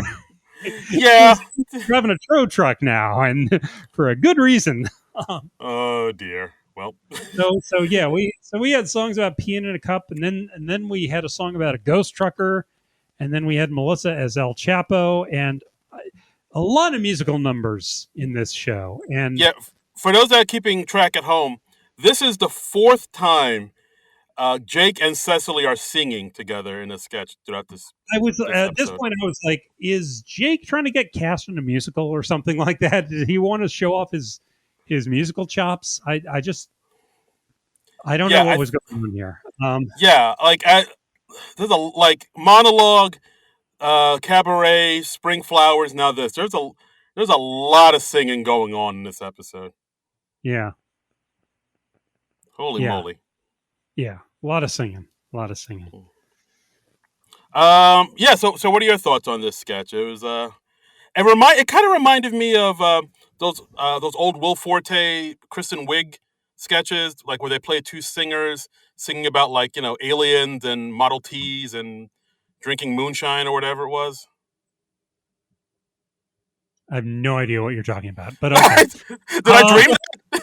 Did I dream that? What was? No, it was, Probably forgotten that. I mean, I remember the. Oh, it was Will Forte. I thought you said Will Ferrell.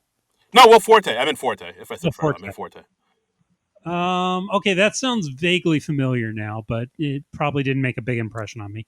But all right, okay. All right.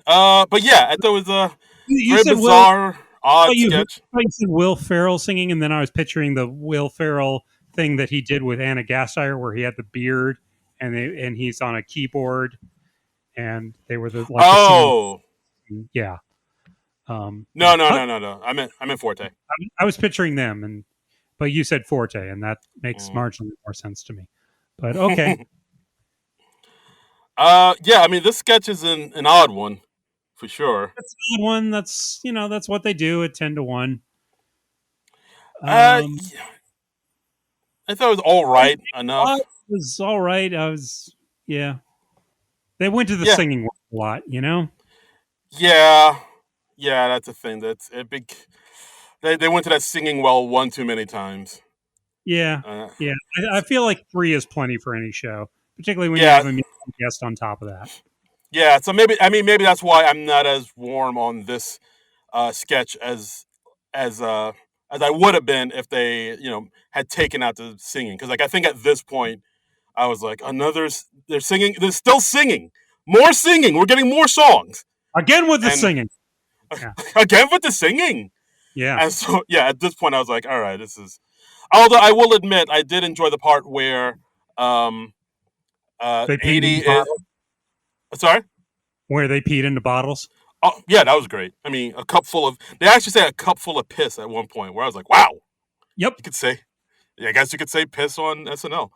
And yeah, Yeah, but it's a the jam. I mean, I think anybody who's watching at this late in the show can hear the word piss. I think yeah, it's not really a dirty word. I guess I don't know. It's one of those kind of just one of that's like right on the line where it's like it's kind of a dirty word, but not really. I don't know. It one of the seven dirty words from George Carlin. I feel like it was. I think it was shit. Yeah, Yeah, shit, piss, cocksucker, motherfucker, some other shit. I don't know. yeah. Tits. But Tits is in there. right, but I mean, the one part I did like is um where they cut back to 80, who's still pitching the CD to the camera, and then you Yeah. see like Kyle and Ego like slowly, creeping past her, trying to sneak out and get away from her. I thought that was a nice little like, Uh huh. yeah, I thought that was like a And nice little then funny at the moment. very end of the sketch, they're pulling back from the truck cabin, and you see the green screen, and 80 just sort of jumps in front of the truck. And Yeah, she, she did like a little surf move. yeah, that was kind of cutish. Yeah. Yeah, and that's the episode. The end. The- Overall, what'd you think? It was a decent show. I think it started stronger than it finished, but that's most episodes of SNL. Really, they tend to peter out, Yeah, and they cut the really mediocre stuff, and then you rewatch it in an hour long rerun, and you're like, oh, this episode wasn't so bad, and that's how they get you. that's right. It's the circle of life, my friend. It's the circle of life. Everything the What about life you? touches is like. Yeah, I thought it was okay. Like I went on Twitter afterwards. It seems like a lot more people weren't crazy about this episode than I thought, which kind of surprised me. Like I've seen people say like it's so, it was mediocre, and then I've seen people say it was downright terrible. Like I've seen people say I it's definitely just put it a notch or two above last week's. yes. So would I. Like I've seen there's this one person that follows us and who we follow too, Curly Joe. Uh Like huh. they put out something like, yeah, this is a horrible episode, worse than the Elon Musk episode. And I was like, dude, that is just incorrect. That's a bold statement, and yeah, I no way this was worse than the Elon Musk episode. Come Yeah, on. I've made my feelings on that episode very clear. The Elon Musk episode was atrocious. It was, I'm gonna say it. It was season 20 SNL bad. It was like on that level of bad. Yeah, yeah, And yeah. but like this episode, the Jake Gyllenhaal was not that bad at all. I thought it was a fine episode. There's a lot of stuff in there I liked. I liked the fact that some cast members who you don't see that often, like Punky, has got more shine in this one. Melissa got a good amount of shine. Sarah Sherman got to anchor another pre-tape. There's a Hmm. lot of good stuff in this episode, so I really didn't understand why everybody was coming all knives out with this one. It was quite peculiar. Yeah, yeah. There's like a bunch of Benoit Blancs out there. Their knives were so out. Am I Am I am I right? right? This guy knows what I'm talking about. This guy knows what I'm talking about. This guy definitely knows what I'm talking about. Thanks very much. That's my time. Tip your waitresses. Oh, good times, guys. Good Good. times. Good times. Good times. There were also a couple cut for time sketches. Do we want to talk about those? Let's talk about those. Sure, let's do it. Let's do that. First up, we had Serious Night Live, which was a Kyle Mooney joint. It was a pre-tape. Just him doing like a behind the scenes thing of SNL, and it's serious. Yeah, like basically the premise is he's making this sort of very dramatic, serious like short about like what happens behind the scenes of Saturday Night Live, and like he wants to be sort of taken seriously as a dramatic actor. And then it cuts to like a show within the show where it shows like behind the scenes of what he's doing, creating this show, and how Lauren wasn't really on board with it, and how he put a lot of his own money into it. And Right. there's a scene with like a plate of drugs, and he was like, "Oh yeah, those are actual real drugs," and like I paid That for those. costs a lot of money. Yeah, we find out that this short cost him like $80,000 because Yeah, he bought real drugs. He was paying Jake Gyllenhaal $40,000 to appear in it. yeah, and like Jake was like, "Yeah, I'm just doing this as a favor. I don't really know the guy." It seems like he doesn't get a lot of his stuff on air, which is kind of sad. Yeah, Again, there's a lot of like that meta-ness of, yeah, Kyle doesn't get on as much, so Kyle, I guess, likes to kind of play with that, perception of him and just kind of poke more fun at it and make it like but more awkward. but honestly, I think Kyle at this point he's a weird person to do that joke with because Kyle gets on a decent amount. If He you did gets the off. joke with like Punky or Aristotle, yeah, absolutely, make jokes about how they're not getting on enough. But Kyle, I'm like, dude, you've been there forever, and you get on a decent amount. You pop up at least once a week. Yeah, that's true. That does make sense. I feel like he definitely gets on more than Aristotle at this point, Oh which yeah, is well, I mean, still, come on. yeah. And I but yeah, Wally the cue card guy gets on more than Aristotle. Wally, who's your agent? Yeah, I mean, And Wally's on Late Night with Seth Meyers at least twice a week at this point. yeah, Wally's doing all right for himself. he's basically Seth's Andy Richter at this point. He really is. We got to get Wally back on this summer. Oh my That would god, I be can't fun. wait. Yeah, I want to talk to Wally again. Let's do it. Yeah, Yeah. So and then this sketch kind of ends with Kyle saying, "Yeah, I really hope this takes off because I really need to take off. Honestly, if this sketch doesn't take off, I don't maybe see any much of a reason for me to be here anymore in the show, or maybe even be alive. So just retweet it, guys. Just retweet it, and that'd be great. that It was, gets it was yeah, it gets dark. It was just kind of weird. I just was on this overall. Yeah, it's I mean, I kind of like the show within a show where he's kind of Mm. making fun of like the behind the scenes Yeah. shows I mean, and I liked it. segments. I liked he was like, "Oh yeah, we bought real drugs for this," and he was talking about all his excessive spending. I thought that was all right.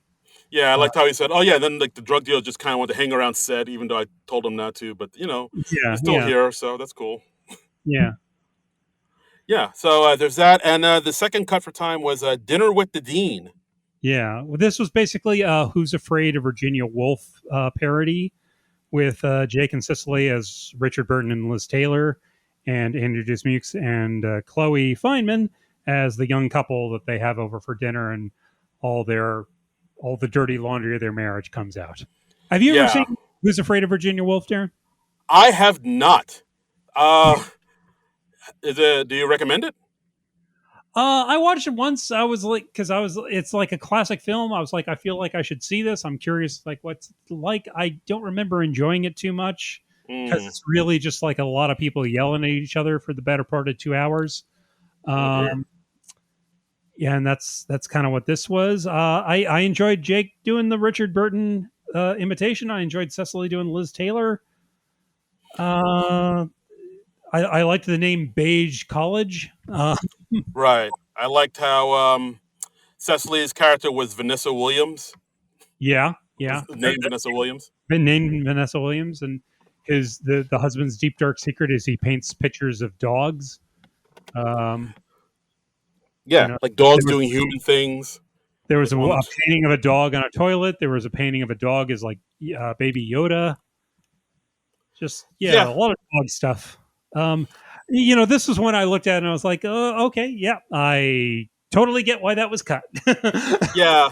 It's like it's one of those sketches where, like, as far as writing goes, there's not much there, so it really hinges on the performances of the actors in it. Like Jake. I'll say this for Jake throughout this whole show, he really goes for it in a lot of these sketches. He goes big. He did. He Eh, did. He went for it, and he did a nice job. I think he's a good host. I wouldn't mind seeing him come back sometime. Same. I totally agree. Yeah. I mean, he's all I want as a hope for a host is they're willing to make fun of themselves. They're game for most anything, and that they show some discernible talent. So not so fast, Elon Musk. Oh damn. Yeah, and Kim Kardashian, you can just stay seated. Uh, Damn! Oh, that's a Trump burn. boom, boom. Yeah, Oh, you got Trumburned. Yeah. Hashtag So Trumburn. We're doing it. we're doing it. We're doing it. Trumburn. Hashtag Trumburn. Um, so yeah. Uh, But I mean, this episode had enough good stuff in it that I didn't feel like I wasted my time over much. yeah, like overall, I thought it was better than last week. There was a lot. It wasn't perfect by any means, but it No. had a lot of good in this episode. I enjoyed this episode. I don't know what everybody who's dogging on it are talking about. You're all nuts. You're all cuckoo. I'm right. You're Yeah. wrong. You're crazy. You're crazy, man. You're You're crazy crazy. too. So yeah, and that's the episode. So speaking of which, let's go to the Twitter and see what our lovely fans think of this episode. Let's see what the Twitter peoples thought. Um, we got Mikey who says another so-so episode. Cold open was okay, and the monologue happened. Oh wow, that Damn. damning with faint praise. Game show sketch seemed like a good premise, but didn't go anywhere. I like that one. I thought that was good. Weekend Yeah, update same. wasn't great, but enjoyed 80 and Bowen. Uh, no. Red got to save the flower thing, and Punky's bit wasn't bad. Rest was a swing or a sing and a miss. Yeah, too much singing. I think everybody can agree on that. Yeah. Then we have one from Danoka at Danoka9 saying, I thought it Yeah. was lame and immature for an SNL audience. Keeps falling flat for me. I mean, lame and immature is kind of SNL's bread and butter, isn't it? Or just Yeah. immature, not lame. I mean, if it wasn't for lame and immature, SNL would be like a half hour long. Yeah. But I mean, you see what I mean? Like, a lot of people were really dogging this episode. It's like, I don't think it deserves all the hate it's getting. It's Yeah, weird. Like, I it's, don't get that. I don't see where that's coming from. They've done far yeah. worse than this. Done far worse Yeah. than this recently. Um, Yeah, and there's our like when friend, I yeah, there's like when I dog like one of those Pete Davidson rap videos, but everybody else seems to like it. But I'm Mhm. like, this is like all right. This is like the reverse of that. Where I think this show's okay, and everybody else is dogging it. I'm like, what's do I not have my finger on the pulse anymore? You're in your 40s, so no. Damn it! And our friend Boardman gets paid. He says he talks about last week, which is a thing he is doing now. I don't get why you're a week behind the rest of us. Um, Is he in like Australia or something? I don't know. If you comment on the same show that we just spent an hour and a half talking about, we will read your comments more. But he does say a prediction. I think the show is grooming Mikey Day to be head writer. Um, I don't. I maybe mean, is Streeter Seidel one of the head writers now? I can't remember. I thought he was. Yeah, Yeah, I remember for sure. I know they added a couple people. It seems they change it up a little every year. I'm gonna see Google SNL head writer and I mean, I don't. uh, Yeah, I mean, I don't know if I buy that as Mikey being the head writer, just because he's pretty much well known as being like a cast member at this point. He's a really good straight man. It seems like he's more interested in the acting and being in front of the camera part than the behind the scenes writing part. But I could be wrong. But I don't know if I totally buy that he's going okay. to be. Right now, the head writers: Colin Jost, Michael Che, because usually it's the update people or some head writers. Kent Sublette, Elson Gates, and Streeter Seidel. Okay. That's from episode 10 to present. So apparently Streeter just became one of the head writers in episode after episode 10. Okay. So and well deserved because I think Streeter is one of the strongest writers they have. Like whenever there's a sketch I really like, usually we look it up and it's like Streeter Seidel had something to do with it. It's Mikey joked. Yeah, So like I can see Streeter being like yeah, the like head. I can see Streeter being the head writer, but Mikey Day, I don't know if I quite buy it just yet. I mean, if he became a head writer, I would be fine with that. That would be totally cool. I like most everything Mikey does. He's one of my favorite people in the cast right now, I would say. But yeah, I don't see too many cast members dividing their time like that unless they're also anchoring updates. So Yeah, very true. yeah, Very true. Um, Yeah, and that's the episode, guys. Thanks for listening as always. Hmm. Yeah. Thanks for just thanks for listening, supporting us, spreading the word. If you don't do any of those things, start doing those things, man. Come on, tell your Yeah, friend, tell your family members, friends, tell we're everybody always about this. we're Yeah, always trying to build the listener base. If you can rate and review us on the podcast app of your choice, that really does help us out. That helps out with boost us in the algorithm and the SEO and all that good stuff. And we always like having nice reviews to read on the show. And yeah, so if you do that, we really appreciate it. yeah. And as always, you could follow us at SNL Nerds Show. Tweet at Hmm. us. Let us know your thoughts, your opinions. Let us know if you like it, or what we're getting right, what we're getting wrong. And yeah, just follow us, and we'll give you a follow back. Just as long as you're not some weird bot or some freaky spam weirdo. Yeah, yeah. And And you go over to our Twitters and our Instagrams. We got the SNL Nerd Show Twitter. We also have individual Twitters. I'm, for instance, just to throw an example out there, I'm at Trumbull Comic. That's TRUMBULL and the word comic. I'm at Darren Credible. That's DARIN Credible. Twitter and Instagram. That's also his Instagram handle. So you can go there, you can like his photos, and maybe that might lead to some scenario where he has sex with you. But he's married, so probably not. That's right. Highly unlikely. None of that will happen. My wife, if you're listening, that will never ever happen. But still, people, you got to shoot your shot. I mean, Oh boy. Oh, you got to. Oh god, it's getting hot in I'm here. getting you more Instagram likes, Darren. Don't question it. Jeepers creepers. Like this is how Instagram is supposed to work. If people like your posts, you don't respond back. That's how Instagram works. Okay. All right. I didn't know. This, Yeah. this is Oh, this is a good learning tool. yeah. Why do you think I never post anything on my Instagram account? No, I just use it to like other people's Fair enough. Fair because I enough. recognize how Instagram is supposed to work. Fair enough. Well played, sir. Well played. Well played. I'm Instagramming right. But yeah. Well, next week on SNL, we got one more live show before they do another break. So it's going to be Lizzo hosting and musical guesting. Yeah, that should be interesting. Lizzo does great music. I don't believe she's done too much in the way of acting and whatnot, but who knows? It could be another Billie Eilish situation where it turns out she's actually pretty good. She's very charming in interviews and on Instagram and her social medias. So I'm looking forward to see how this pans out.